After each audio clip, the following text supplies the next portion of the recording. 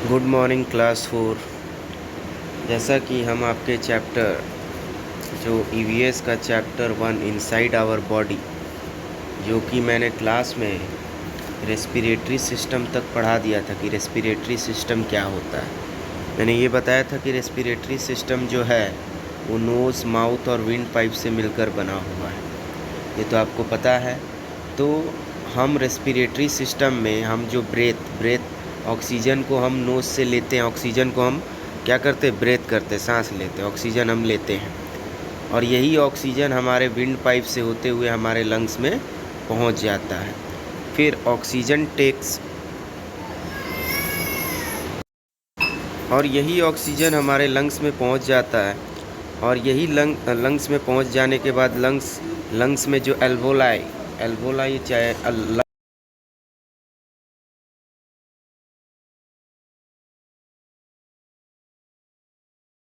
वो हवा फिर से जो ऑक्सीजन है, मतलब वो हवा के अंदर जिसके अंदर ऑक्सीजन है वो हमारे ब्लड के अंदर चला जाता है। ओके। और ये भी आपने पढ़ा था कि जो हमारा लंग्स है वो एक्सपैंड करता है और कॉन्ट्रैक्ट करता है। एक्सपैंड का मतलब होता है फैलना और कॉन्ट्रैक्ट का मतलब होता है सिकुड़ना ड्यूरिंग ब्रेथिंग के समय। चलिए अब आते हैं यहाँ पे आपके नेक्स्ट पेज में। Our lungs also act like a balloon while breathing. जब हम ब्रेथिंग करते हैं तो हमारा जो लंग्स है वो भी बैलून की तरह ही लगता है, मतलब कि वो बैलून ही की तरह दिखता है या बैलून ही की तरह लगता है। They expand when we breathe in oxygen. जब हम ऑक्सीजन को सांस लेते हैं तो वो क्या करता है, एक्सपैंड करता है। एक्सपैंड का मतलब हो गया कि फैलना। And contract when we give out carbon dioxide.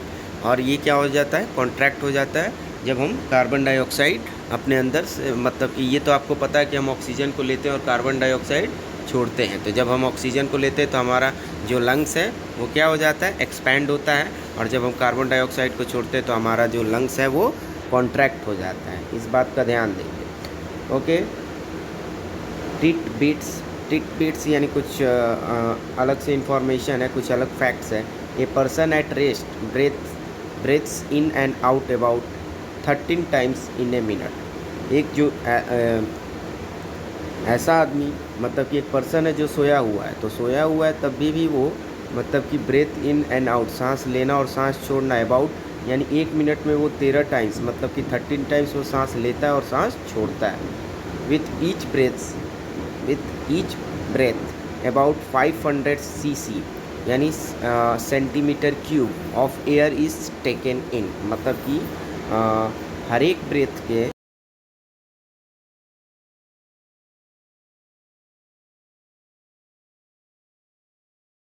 Cube air अपने अंदर लेता है।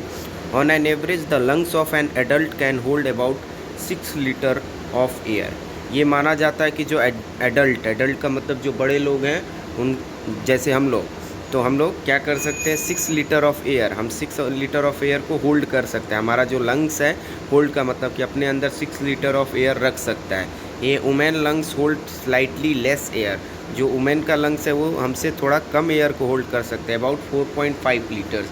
यानी वुमेन का जो लंग्स है वो 4.5 लीटर्स ही एयर को रख सकता है। अब चलते हैं सर्कुलेटरी सिस्टम। तो सर्कुलेटरी सिस्टम में डायग्राम में आप देखिए, पहला हार्ट दिख रहा होगा, फिर ब्लड वेसल्स के मतलब कि जो ब्लड्स की नालियाँ, मतलब कि ऐसी नालियाँ जिसमें से ब्लड बह रहा है, दिख रहा है यहाँ पे, ये ब्लड वेसल। तो जो हमारा सर्कुलेटरी सिस्टम, मैंने क्लास में भी बताया था, पहले ये पता करेंगे कि ये सिस्टम किससे मिलके बना हुआ है। तो ये सर्कुलेटरी सिस्टम हमारा जो है वो किससे मिलके बना हुआ है, हार्ट से मिलके बना हुआ है, ब्लड से मिलके बना हुआ है एंड ब्लड वेसल से मिलके बना हुआ। वेसल का मतलब होता है नालियाँ। तो हमारे शरीर के अंदर भी पतली पतली नालियाँ होती है जिससे ब्लड बहता है, तो वो नालियों को हम क्या बोलते हैं, ब्लड वेसल्स। तो the circulatory system consist of the heart, blood and blood vessel. Circulatory system के अंदर क्या रहता है, हार्ट रहता है, ब्लड रहता है एंड ब्लड वेसल्स रहते हैं।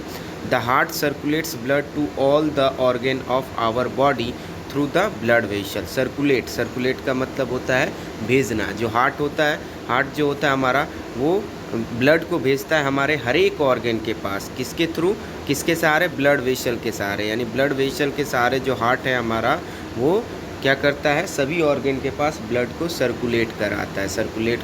सिंपल में सर्कुलेट का मतलब समझे।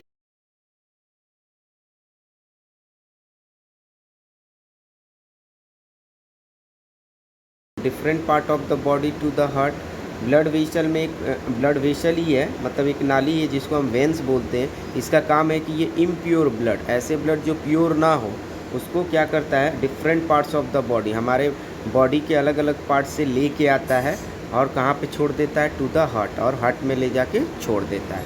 सो this blood is send to the lungs to be purified. और ये जो इम्प्योर ब्लड है फिर इसको कहाँ सेंड किया जाता है, लंग्स के पास, किसके लिए, प्यूरीफाई करने के लिए, यानी उसको प्योर बनाने के लिए लंग्स के पास छोड़ा जाता है। And sent back to the heart, and फिर से लंग्स प्योर करके इसको कहाँ भेज देता है, हार्ट के पास भेज देता है। The heart then pumps purified blood to all the body parts through arteries. जो हार्ट है फिर क्या करता है, जो प्यूरीफाइड ब्लड है, यानी जो लंग्स ने इम्प्योर जो ब्लड है उसको प्योर करके जो भेजा है, वो ब्लड को क्या करता है, जो हार्ट है वो हमारे बॉडी के अलग अलग पार्ट्स में सेंड कर देता है। किसके थ्रू, आर्टरीज़ के थ्रू। तो आर्टरीज़ भी क्या है, एक ब्लड वेसल है। क्या है, ब्लड वेसल।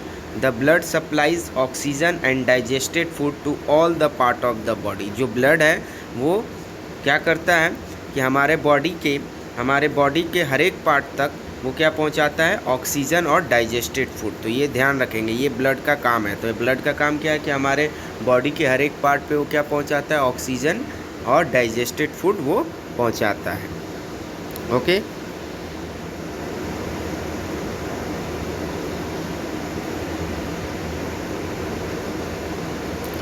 अच्छा यहाँ देख लीजिए नर्वस सिस्टम किससे मिलके बना हुआ है, ध्यान दीजिएगा कि the nervous system consist of brain दिख रहा होगा आपको,